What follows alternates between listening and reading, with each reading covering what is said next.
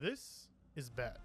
When Disney announced Avengers Campus in 2017 for Disney's California Adventure, Marvel was at its highest, so it sounded like a dream come true. It officially opened in June 2021, replacing A Bug's Life, and was supposed to bring guests into the world of superheroes.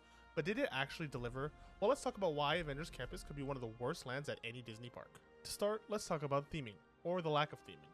Unlike Galaxy's Edge or Cars Land, Avengers Campus doesn't transport you anywhere special.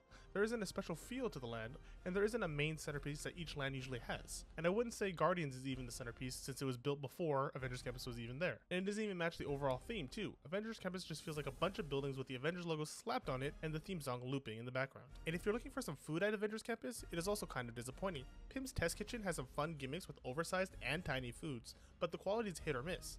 And if you want to drink at Avengers Campus, be ready to pay up, because the cocktails here are some of the most overpriced in any Disney park.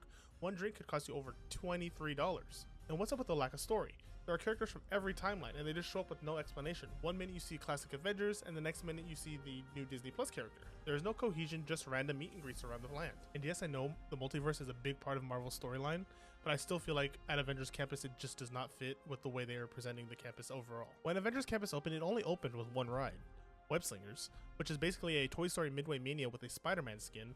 It's fun for a few minutes, but there's no real story or thrill, and the only thrill ride is Mission Breakout, so the land opened with no original e-ticket ride. For Marvel though, that is a huge missed opportunity.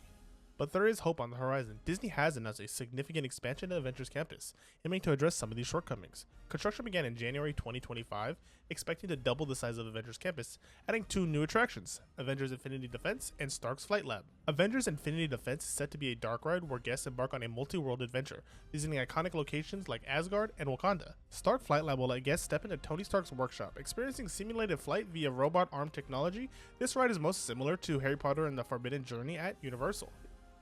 At the end of the day though, Avengers Campus is extremely underwhelming. With a franchise as massive as Marvel, we should have gotten something immersive, something epic, but instead we got a generic superhero hangout. Hopefully these new additions will bring some excitement and depth the fans have been craving.